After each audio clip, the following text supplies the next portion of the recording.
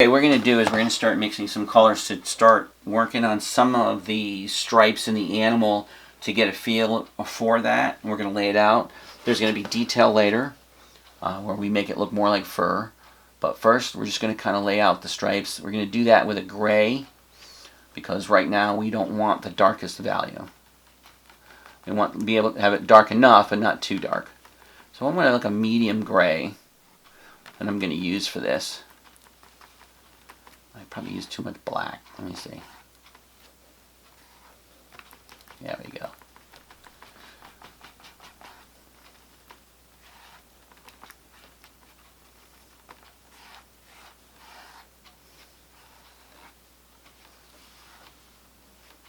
So the idea is just to kind of loosely paint the stripes in. You're not worrying about fur and how it looks like fur. We're just going to kind of loosely paint them in. And I want to use like a really thin brush. This is like probably a 6. This is a 6. They come with numbers, you'll see, and it'll tell you the number. So right, it's a 6 on the brush, and it's a fine point. Get it good and wet. And you're just going to flow the strokes, these stripes in. You're not going to worry about how perfect they are, but you want to keep them as thin as you can. And for inside the face, we're just going to kind of highlight them a little bit. We're not going to get into details. And it starts to show you where everything is.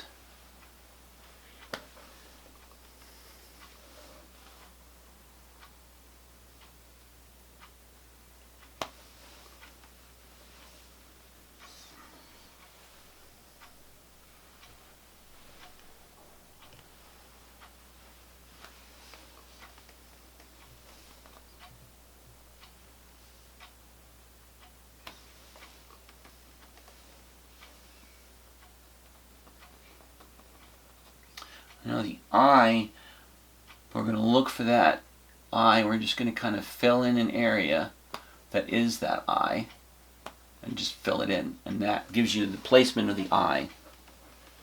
And then later on we'll do the details of it. But basically there's kind of like a piece that comes down here.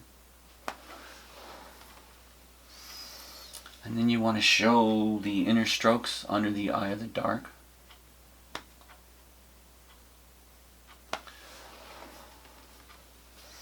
And that's basically how you get the fur to start to show you the fur. And it's every other line depicts the fur, and it is changing as you go. And then you kind of follow the pattern. You can see the lines through.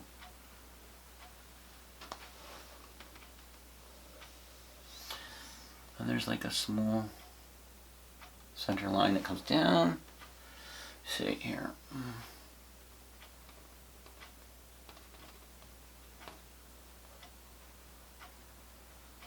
And I'm not following exactly the patterns that are in the fur on the picture. I make some of my own. So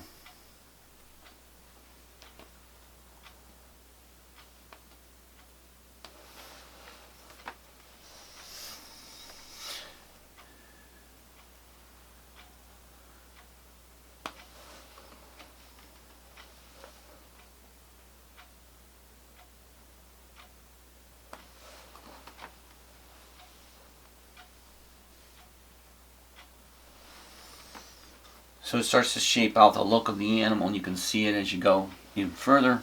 Try to keep your paint wet. It helps it flow better. Now I'm not working with any filler on this because it's so small. Some cases you might want to use a filler or a retarder. I don't really need it right now.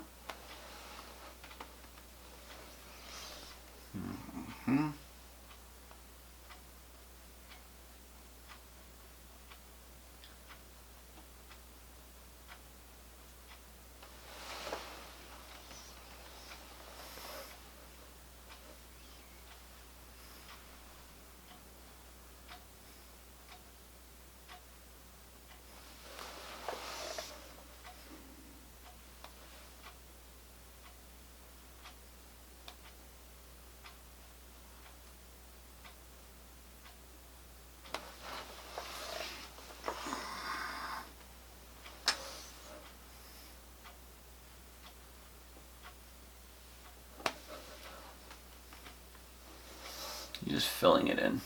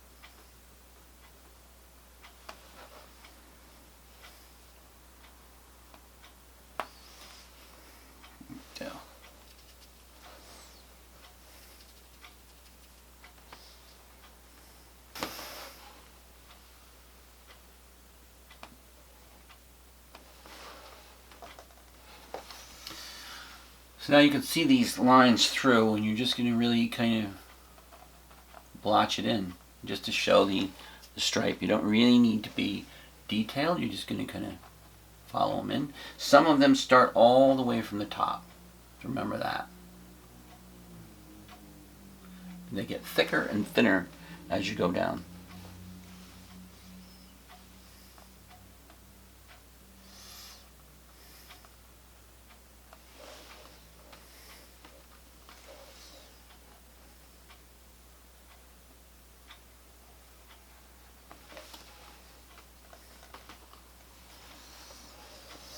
And we have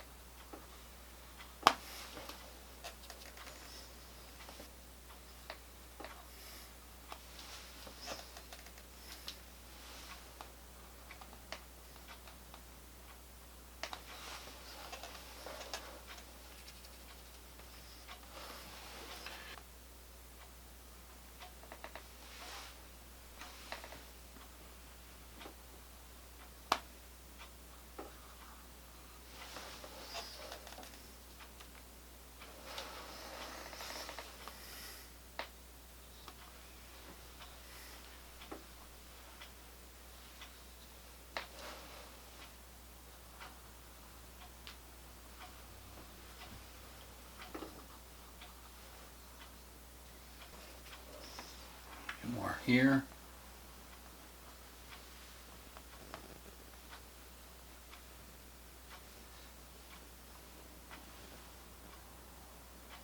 See how I did the strokes coming up, because the fur is going to continue from the bottom to the center, and so the strokes are thick at the bottom and they get thinner as you go up. And that gives you that sense of the shape of the animal. There, I think that's pretty much it.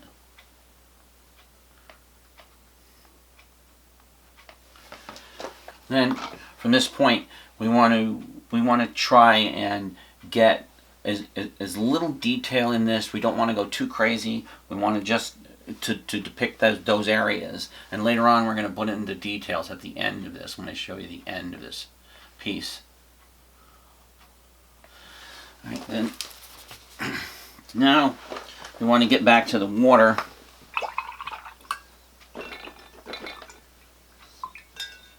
The size of the brush matters in this, because we don't want to use a brush that's too big, because you're trying to now you're getting to that point where you're covering things and you're layering things that matter. And if you get too large in a brush, you're going to slop and make a mess. And you want to make sure you're getting the colors right. So we're trying to reproduce this animal and reflect it into the water. So we're trying to take these colors and kind of reproduce them down. And it gives the sense the animal's in the water. It's called placing the animal. So you can't do this quickly. There's just no way to do it quickly. So you have to take your time.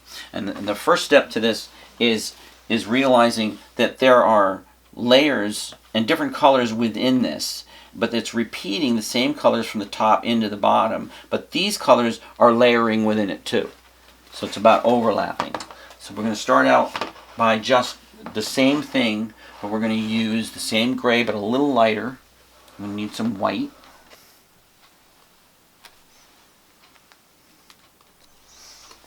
And I want to get some highlights in here, and then I'm going to go over them too. So we'll take a little gray, a very light gray. And this is what we're going to use to bring those little highlights in that show the trickling in the water.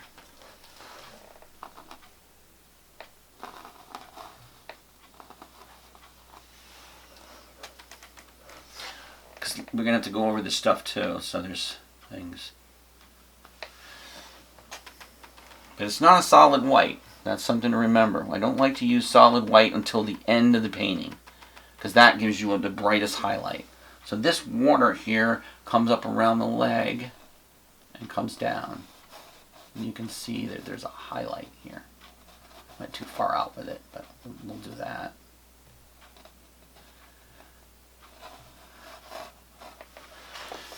Then there's a highlight at the edge of the water line. There's some highlights that come out further here. And then here. And then there's some that go even deeper into the forest. You can see there's like little sparkles that go back. And we're going to show that those highlights are kind of reflecting inside. And from this point, now we want to kind of bring that other gray color in to show the lines of the animal down into the bottom.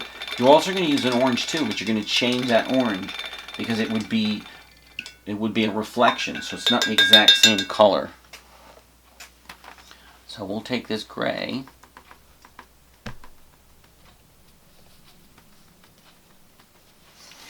and then I'm just going to kind of bring it, and you're going to just kind of wobble it. Just put a little wobble in it.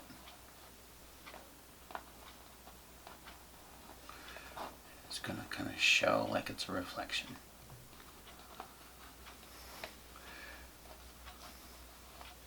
You don't need much.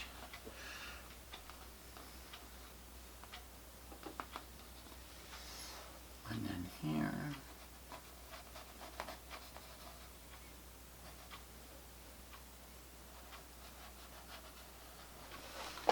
Brings it down into the water.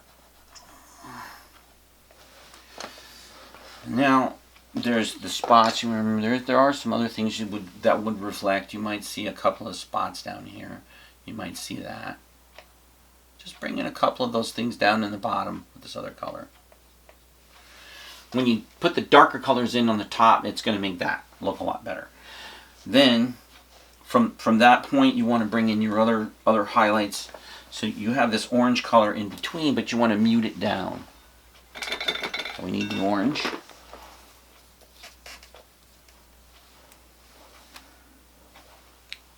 So in order to get that orange muted down, I'm just going to use the same gray. Add the orange. And it's going to really mute it down.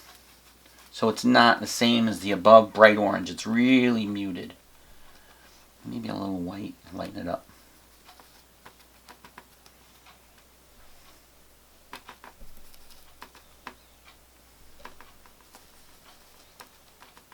That's about right there. And you're going to do the same thing, but you're going to follow in that contour and add the orange in between. You're not going to go all the way down. Just kind of add it in between, just to give that suggestion. And it's darker. The black's going to be darker, so they'll stand out more. Might need a little bit more white. So.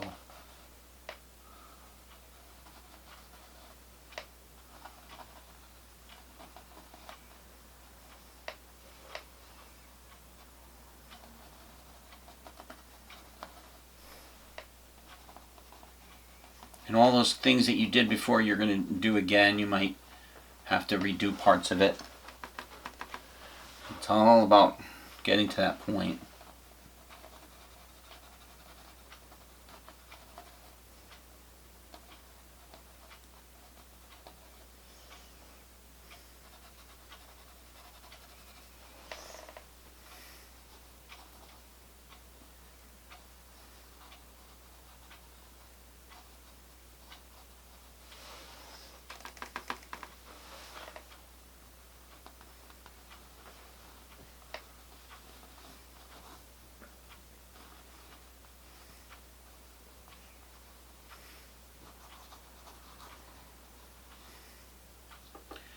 And I'm going to redo the white on top. I would just, it's always a constant work and rework. It's never flawless. You get that line again. And that's our highlight, our reflection. And there's a little bit more down lower, and you just kind of do little highlights as you go down in there.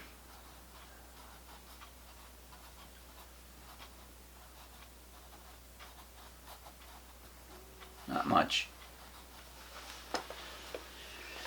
And then you go even lighter, a little bit more orange.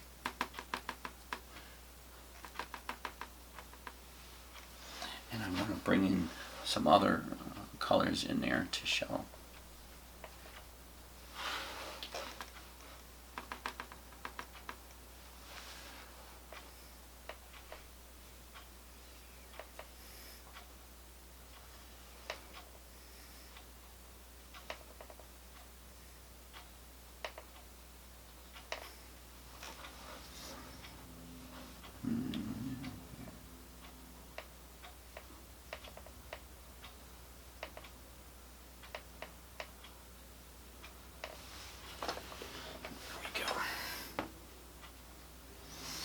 And then when we do the other color on top of it, it will give it more with the dark color.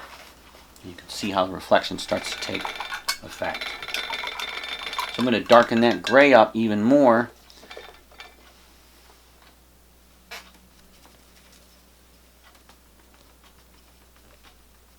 And a little bit more than that. You don't want a solid black. And then from here,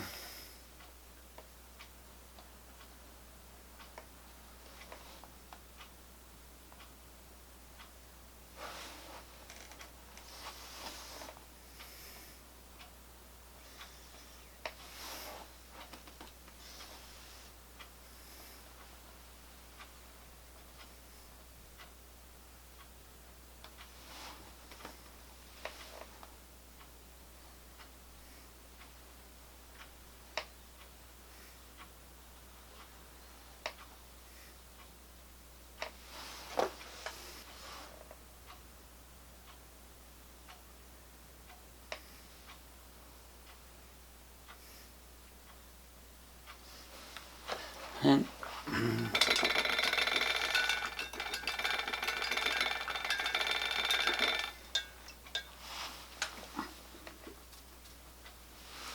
remember that the animal has to hit to the water, and you want to get that water in the water, so you need that light colored, but not solid white. Again, from this point, it's always going to be a little bit off white. And I'm going to place the animal in the water now. So you just kind of a little white line.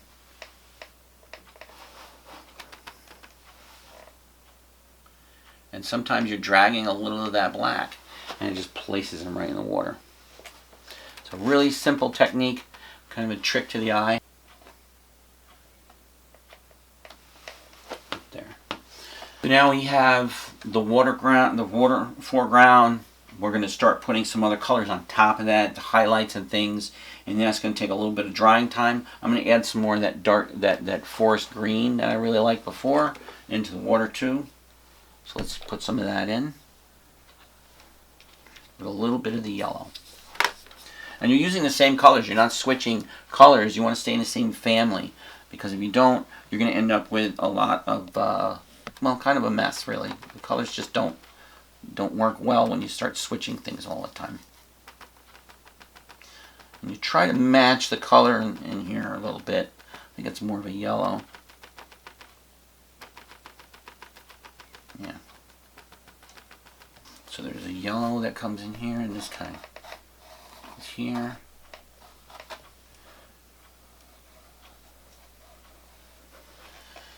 I'm going to put some more in here.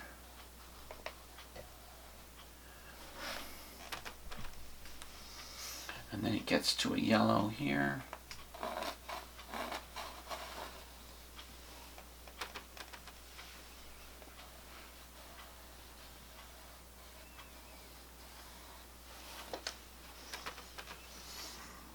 And a little bit more.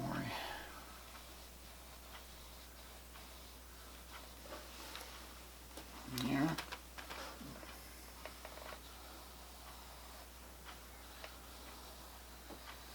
And then we want to do the white on top. It's going to finish the water effect. And this is going to be the solid white. And we need to let the painting dry in order to do that, because we are at a point now where we can't paint over the top. So we're going to take a minute or two, let your painting dry, and we'll come back and we'll get some more detail in.